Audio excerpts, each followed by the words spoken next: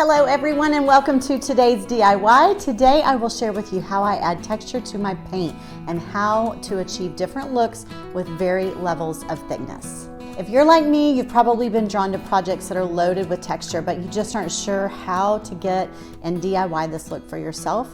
I've used this technique for years and would love to share with you a few tips. So stick around because I'm going to show you just how easy it is, and I guarantee you that you will be dying to try this on your next project. If you're new here, hello! I show up weekly to offer you DIY inspiration through home decor, thrift flips, and full-on furniture painting projects with a big focus on bold color and whimsical style. If this sounds like you, I'd love for you to give a quick thumbs up and hit that subscribe button below so you don't miss a thing.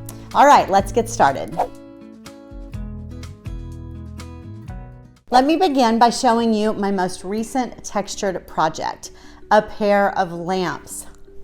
I found these beauties at Goodwill for $12 each. They are cool, but not what I really needed for my client's space. The shape was perfect, but orange glass was not. I needed a pottery style finish, but I didn't want the price tag of pottery style lamps.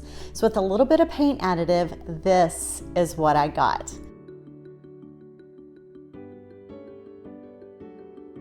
So let's talk about my paint additive of choice. I personally use Sea Spray by Dixie Belle Paint Company. It's a soft powder-like substance that you add directly to your paint of choice, and it adds thickness and texture to your project.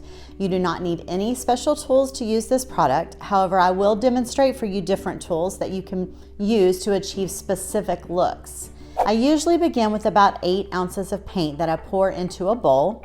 It is important to start with a small amount of Sea Spray additive and continue to add slowly until you get your desired thickness. You can add 1 level scoop of Sea Spray and mix it thoroughly.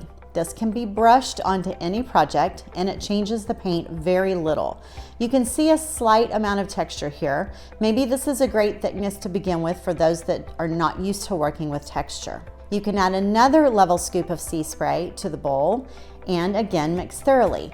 This can also be brushed onto any project, and you can see that the paint is much thicker here in comparison to the last example. This is very common thickness for layering. If you allow this to sit in open air for just a minute or two, it will become very, very thick, like a super thick brownie batter. It won't even spill out of the bowl. It can be brushed, but it stipples even better. You apply it with a brush using an up and down stamping motion, and this allows small peaks to form. After this sets up just a little bit, you can come back and drag your brush over the surface or your spatula to knock back those peaks just a little bit, and this gives like a stone or a cement texture. Now, if you'd like to make your paint really thick and be able to manipulate it and create shapes and such, just add a 3rd scoop and mix really well. You can now apply this mixture with other tools. You can scrape it onto a surface with a putty knife for a very stone-like look. You can use it with paint spatulas of various sizes to create different looks. I love using this large round end spatula to create angel wings, flower petals, and Christmas trees, just for a few examples. And have you tried raised stencils? They are so much fun. Let me show you how. Just lay your stencil down and with the thickest textured paint, use the putty knife to spread the paint across the surface of the stencil. Then just lift your stencil and voila. Look how perfect it is. You can see the lifted texture making the nail head trim appear actually legitimate. I use Sea Spray to create the raised stencil effects you see here on these 2 panel boards. It creates so much texture and adds interest to your project, allowing you another surface to embellish and shade. So let's add this extra thick Sea Spray paint mixture left over to an object. We don't want any going to waste, and I have this knife block here that I purchased from Goodwill. I'm choosing to on purpose leave the price tag sticker to show how it is so easy to cover imperfections. It is the perfect technique for projects that have damaged surfaces. It's very thick, but I'm using a brush anyway and stippling what I have left onto the surface. I also will use the spatula to apply it and smooth out peaks as well. This will create a stone-like finish on this knife block that you can now paint and shade even more once this texture is dry, and you cannot see the price tag. So let's look at one of these lamp bases up close. I created this finish in my exclusive membership group, which I'd love to invite you to join. We create weekly and have so much fun trying new techniques and a multitude of products.